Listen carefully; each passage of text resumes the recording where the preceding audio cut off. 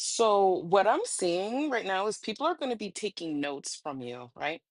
Because the overall energy you have is emancipation, relief from toxic person, leaving selfishness behind, sacrificing to find healing, right? So I feel like people are going to be looking at you as a source of inspiration because you started this journey. I feel like of finding your voice, but like finding also what heals you, what soothes you, expressing yourself in a different way, right? I feel like people are noticing that you have left a lot of toxic people and the toxicity behind, right? And people are, whether they tell you this or not, people are taking notes. People are noticing that. I feel like you're focused and in your zone of how to build more for yourself. It could be career wise or just inner stability.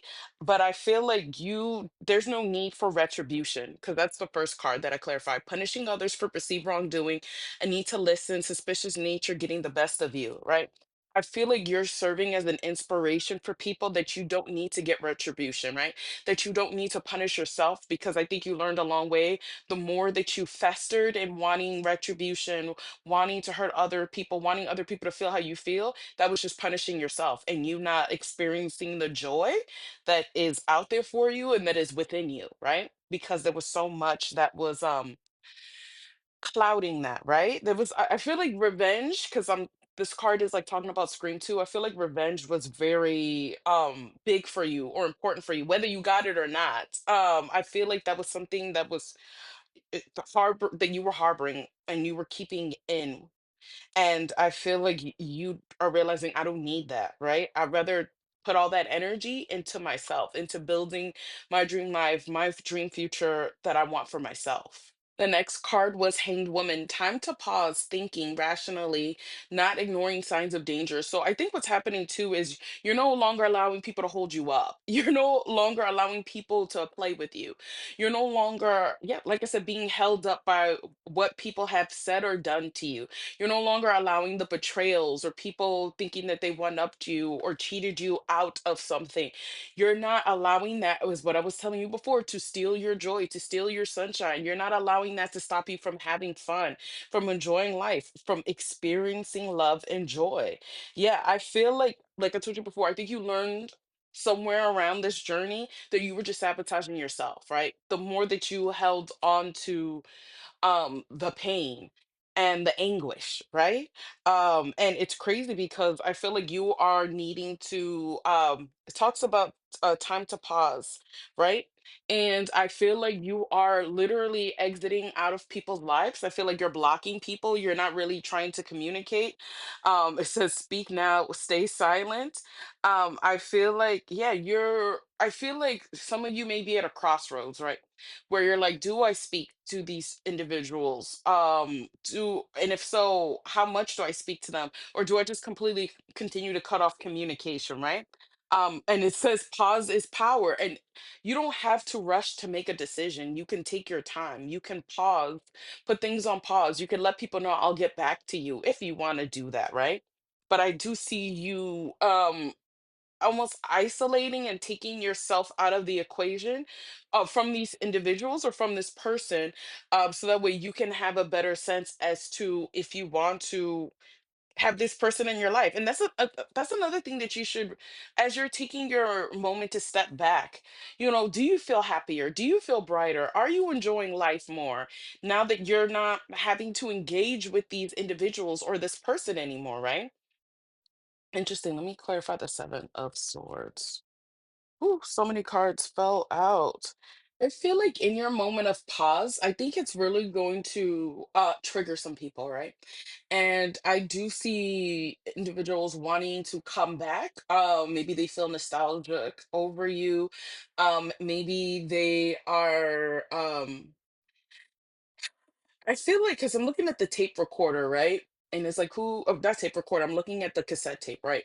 And it's like, who has a cassette tape, right? I feel like these are people that are from your past, right? And I feel like with it, the Eight of Swords is here at the bottom of the deck. I think you may be in your head a lot as to whether or not you should allow individuals back in when they have hurt you, right?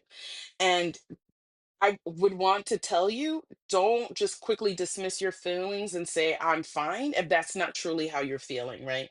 It's okay to take a moment, because that's what I feel like spirit is really telling you.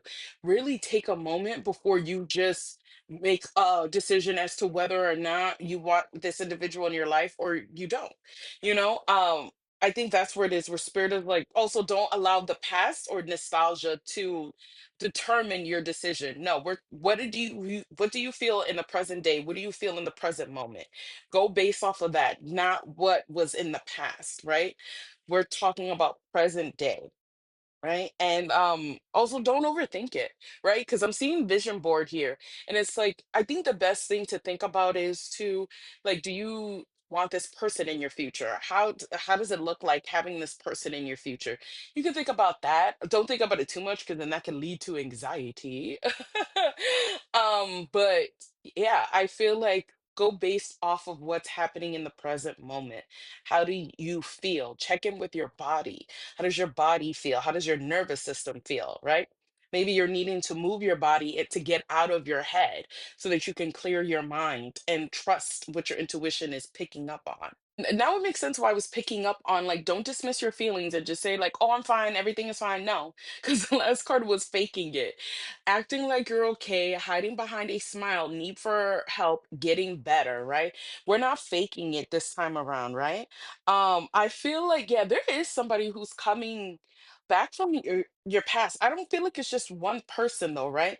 But there's something about, hold on, because I've seen the Two of Cups here, soft place to land, right? I feel like this is a different energy than what I was picking up earlier, right? And I think that's where it is, where, sometimes we can want somebody comes back into our life and we can want it to work so badly that we are maybe not speaking up as much as we need to, or dismissing certain things when it's like, no, don't fake it. Address it, because when I clarified it, I got the Page of Pentacles, right? Big dreams start small. That's what it says, right? I feel like if you want this connection to truly have a chance to bloom, you are gonna have to, like I said, really get to know one another. Do we share the same morals? Do we share the same values? Is this if it's romantic, is this attraction mutual, right? Do I feel safe? That's what I'm saying. Really checking in with your body and how your nervous system feels with these individuals is key, right? How do I feel? Do I feel like that this is a healing connection? Do I feel like this person's also putting in the work to grow this connection? Or is it all on me to put in all the work? Because it's not all on you. And I don't know if you listened to this message when it was the message of the day, where the mantra was like, I didn't cause it, I can't control it, and it is not my job to cure it. It is not your job and your sole responsibility to bring a connection back to life and heal that and nurture that. No, it takes two individuals if they really want a relationship to work. You can put in the effort, but this person also has to be putting in the effort.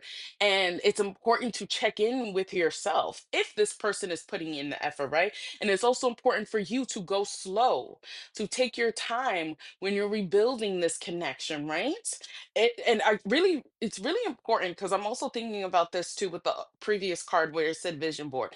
Do you see how, don't think too deep, because like I said, we're not trying to give ourselves anxiety, but do you really see this person being in your future? Because it's like, then you don't want to waste your time or your any energy into something that you don't feel like is potentially going to be beneficial for you in the long run, right? But it's also about being patient as things develop. With this different individual that I was picking up, it's okay to take a risk, right?